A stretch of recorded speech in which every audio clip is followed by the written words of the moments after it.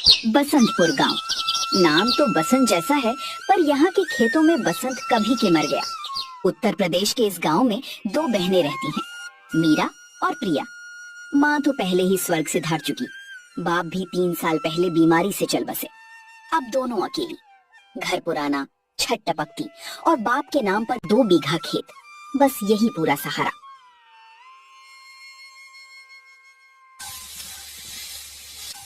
प्रिया, अभी उठ, सुबह के 7 बज गए, अभी तक नींद में हो। खेत में पानी लगाना है, नहर का पानी 8 बजे बंद हो जाता है, उठ जल्दी।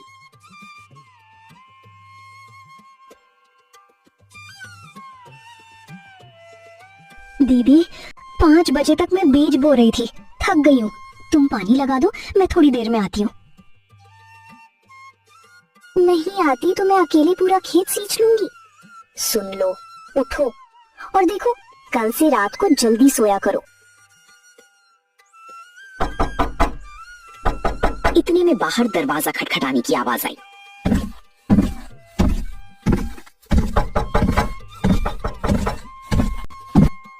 जोर जोर से मीरा ने घुट्टी पी और दरवाजा खोला। बाहर खड़ा था बाबूराम, साहूकार, हाथ में एक मोटा सा रजिस्टर, मुंह पर बेरुखी और आंखों में लालच। सुनो बहन, पिछले हफ्ते रुपए देने का वादा किया था, अब तो नहीं दिए। अब कल तक दे दो, नहीं तो ये खेत मेरे नाम ही लिखवाना पड़ेगा। बाप के जमाने का कर्ज है, अब तो ब्याज ही इतना हो गया है कि खेत से ज्यादा हो गया। बाबूजी, इस साल फसल अच्छी नहीं हुई, पानी भी कम आया, थोड़ी मोहलत दे दो। जैसे ही अगली फसल निकलेगी सब चुका देंगे।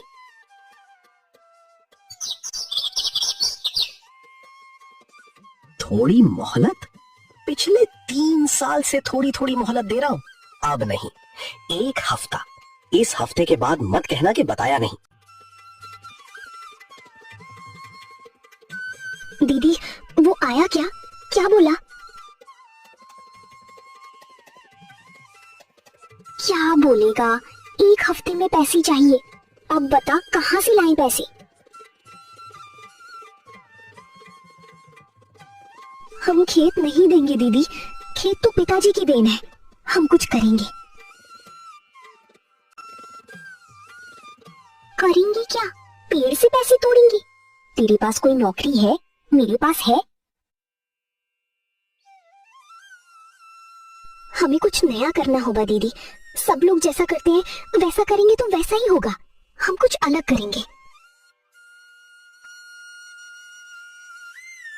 मीरा को कुछ समझ नहीं आ रहा था कि आखिर बिना पैसे के कुछ नया कैसे होगा।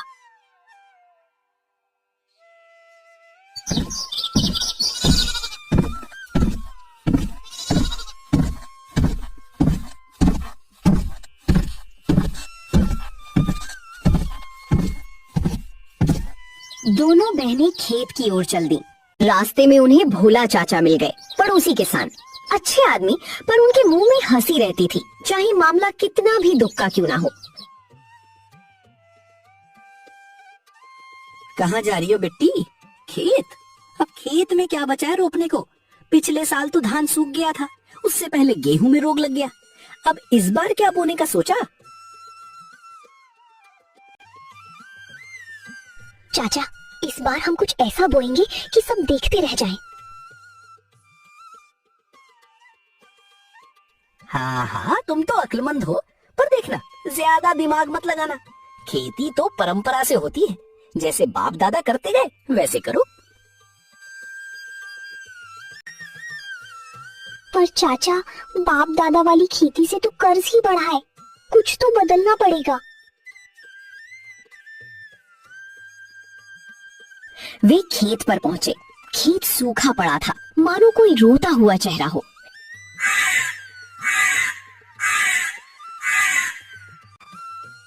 देखा, अब बता इस बार क्या बोएंगे? धान, गेहूं, सरसों? दीदी, ये मिट्टी मरी हुई है, इसमें दम नहीं बचा। पिछले 15 साल से इसी में खाद डालते आए, केमिकल वाली, अब जमीन की चमड़ी उतर गई है।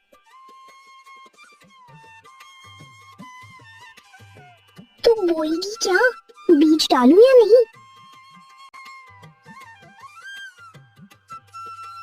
हाँ डालो, पर ढंग से। हम सब मिलकर करेंगे। पहले गाय का गोबर डालेंगे, फिर नीम की खली, फिर थोड़ी राख, फिर अरे बाप रे, इतना सब! और पैसे कहाँ से लाई? दीदी, गोबर तो हमारी गाय के पास है, राख हम खुद बना लेंगे, नीम की खली भोला चाचा से मांग लेंगे। पैसा कुछ नहीं लगता, बस मेहनत लगती है। मीरा ने सोचा, उसे लगा जब सब कुछ बर्बाद होने को है तो क्यों ना एक बार प्रिया की सुन लूं। उसने हाँ कर दी। ठीक है, पर याद रखना, अगर इस बार फसल नहीं हुई तो मैं इस खेत को बेच ही दूंगी। 100 बात की एक बात। होगी दीदी, होगी। अब चलो पहले गोबर इकट्ठा करते हैं। गांव वालों को ये सब बहुत अजीब लगा। देखो देखो, मीरा प्रिया खेत में क्या कर रही है? गोबर और राख डाल रही है। अरे ये तो पागल हो गई हैं। खेती में केमिकल डालते हैं, गोबर राख से क्या होगा? बाबू राम साहूकार अभी 2 दिन में इनका खेत ले लेगा, फिर ये क्या करेंगी?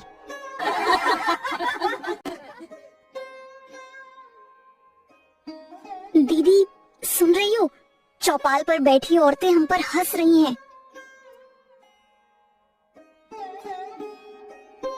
हंसने दो, जब हमारी फसल उगेगी तब देखेंगे कौन हंसता है। अब ये बता, बीज कब बोएंगी?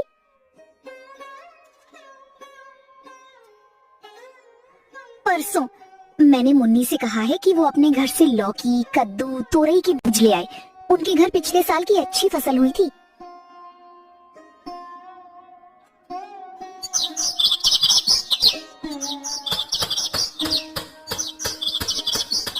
दोनों बहनों ने काम शुरू कर दिया।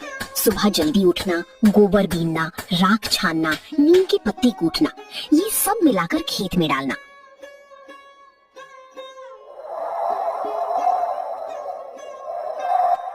बुआई का दिन, बारिश हो रही थी, हल्की हल्की। प्रिया ने कहा कि ये अच्छा शगुन है। दोनों ने खेत में एक एक बीज हाथ से बोया। मक्का, लौकी, कद्दू, भिंडी, तुरई, सब कुछ।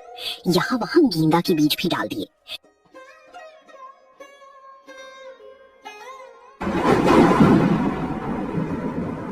ये मक्का 2 कतार में, फिर बीच में कद्दू, फिर किनारे पर लौकी। हाँ, और फूल यहाँ वहाँ रख देते हैं तो कीट नहीं लगते। फूल से कीट भाग जाते हैं? कैसे? पता नहीं दीदी, पर मम्मी की दादी ने बताया कि पुराने जमाने में लोग ऐसे ही करते थे। अब हम भी करेंगे।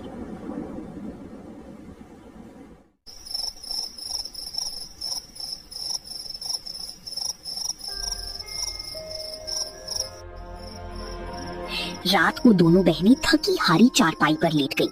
मीरा की आंखें नहीं लग रही थी।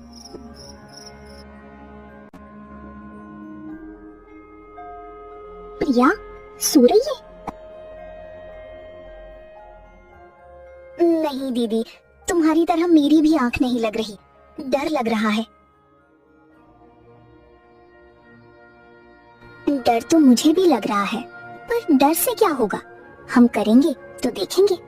अब सो, कल फिर सुबह उठना है।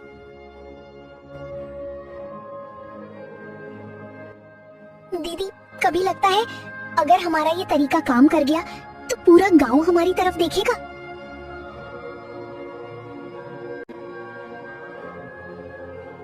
तू बस काम कर, गांव देखेगा या नहीं, पर हमारे पेट तो भरेंगे। अब सो। दोनों को डर लग रहा था, पर उन्होंने एक दूसरे को हिम्मत दिलाई।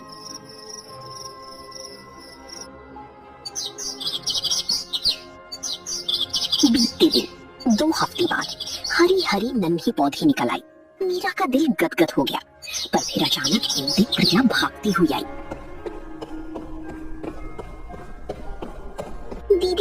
जल्दी आओ, लौकी के पत्ते पीले पड़ रहे हैं, कोई रोग लग गया है लगता है। क्या? अरे राम, अब क्या करेंगे? केमिकल दवा तो नहीं छिड़क सकते, तू तो कहती थी कि नहीं छिड़कना। नहीं छिड़कना, मैंने मुन्नी से पूछा है, वो बोली कि नीम के पत्ते पीसकर पानी में घोल बना लो, छिड़क दो, कीट भाग जाएंगे।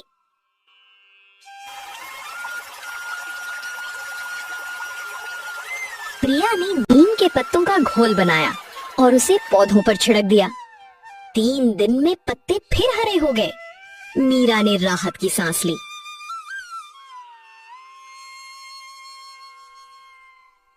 वाह, तेरा ये नीम का पानी सच में काम कर गया। अब क्या करें?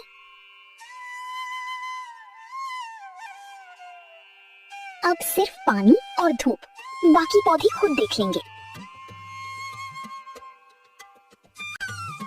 एक दिन बाबूराम खुद अपने 2 आदमियों को लेकर खेत पर आ धमका।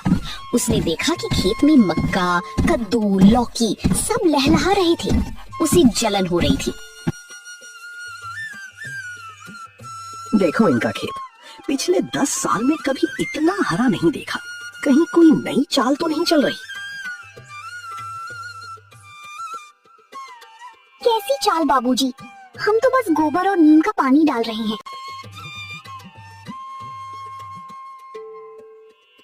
गोबर और नीम? हाँ हाँ, हमें भी बताना कैसे होता है। पर याद रखो, कर्ज का हिसाब अभी बाकी है। तुम्हारी ये हरी भरी दिखावट मुझे मात नहीं दे सकती। बाबूजी, कर्ज तो चुकाएंगे, बस फसल पकने दो, तब तक आप सब्र रखो। सब्र मुझे सिखाओगी? 18 दिन में पूरा हिसाब चाहिए, वरना खेत पर ताला लग जाएगा। उसने कहा कि ये सब दिखावट है और उसने 18 दिन में पूरा पैसा मांग लिया।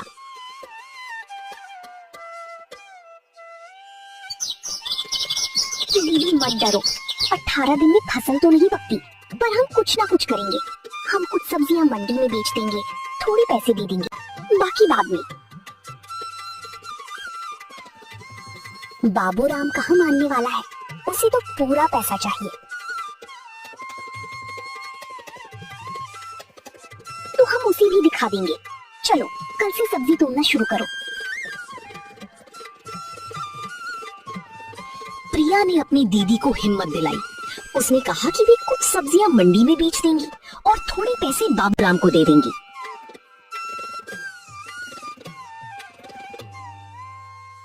अगले दिन सुबह सुबह दोनों बहनों ने सब्जियां तोड़ी। लौकी, तुरई, भिंडी 2 टोकरी भर गईं। उन्हें लेकर वे सीधे गांव के बाजार पहुंची।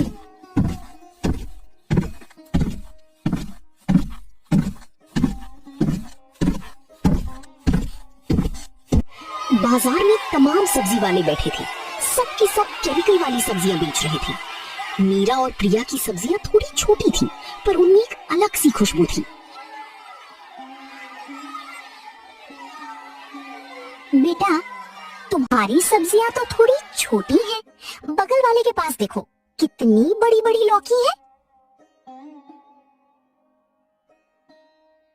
माई, वो केमिकल वाली है, जितनी बड़ी उतना ही जहर। हमारी सब्जी जैविक है, गोबर और नीम से उगाई। चक्कर देख लो, फर्क पता चल जाएगा। जैविक का मतलब तो तुम्हारी सब्जी बिना दवा की? अरे भाई, बिना दवा के तो पूरी की पूरी फसल चट हो जाती है। तुम झूठ मत बोलो।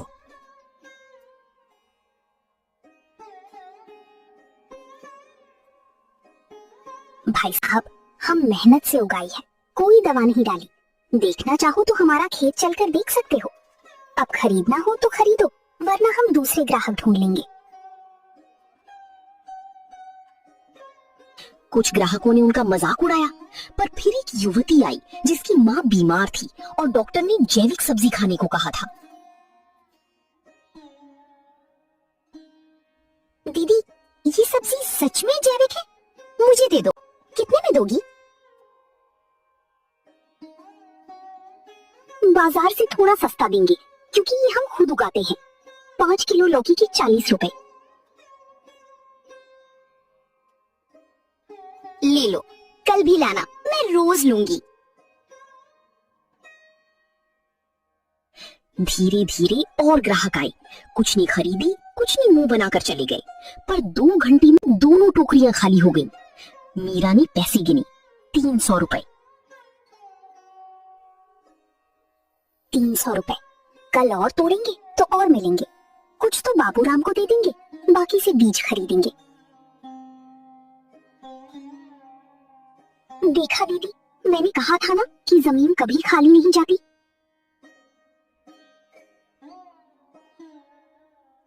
18 दिन बीत गए। बाबूराम आया, हाथ में रजिस्टर, मुंह पर वही पुराना घमंड। पर जब उसने खेत देखा, उसके पैर जमीन पर जम गए। खेत में इतनी सब्जियां और फूल थे कि देखते ही बनता था।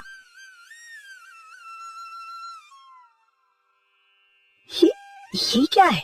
ये तुम्हारा खेत है? यहाँ तो जैसे जंगल लग गया है। इतनी सब्जियां, इतने फूल। बाबूजी, हम बोए थे, जमीन ने बढ़ाया।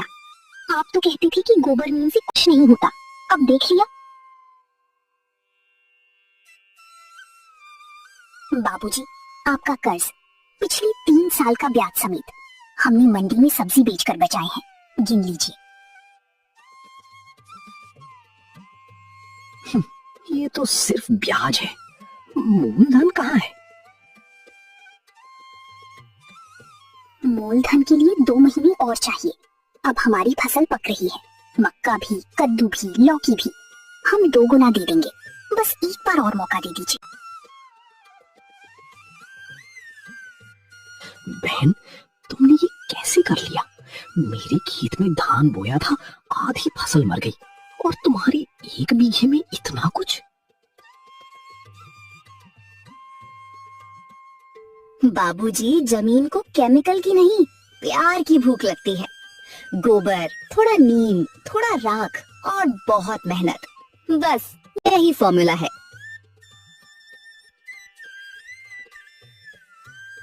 बाबूराम खेत की तरफ देखता रहा। उसे अपनी खुद की जमीन पर केमिकल डालकर बर्बाद करने का पछतावा हो रहा था। बाबूराम ने धीरे से पूछा कि क्या वो भी ये तरीका सीख सकता है। प्रिया तुरंत बोल पड़ी,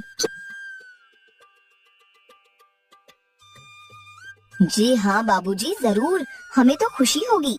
बस एक शर्त है, कर्ज पर ब्याज काम कर दो।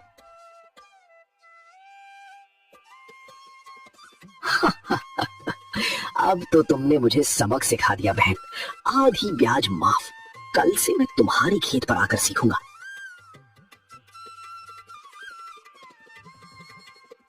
और इस तरह 2 बहनों ने अपनी खेती से न सिर्फ अपना कर्ज उतारा, बल्कि पूरे गांव को बता दिया कि जमीन कभी धोखा नहीं देती, बस उसे समझने वाला कोई चाहिए।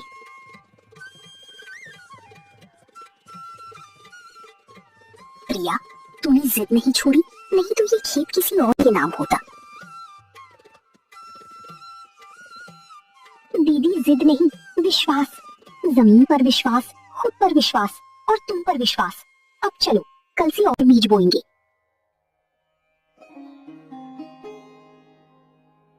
तो ये कहानी है 2 बहनों की, मीरा और प्रिया की, जिन्होंने साबित कर दिया कि हाथ में मेहनत हो और साथ में अपना कोई हो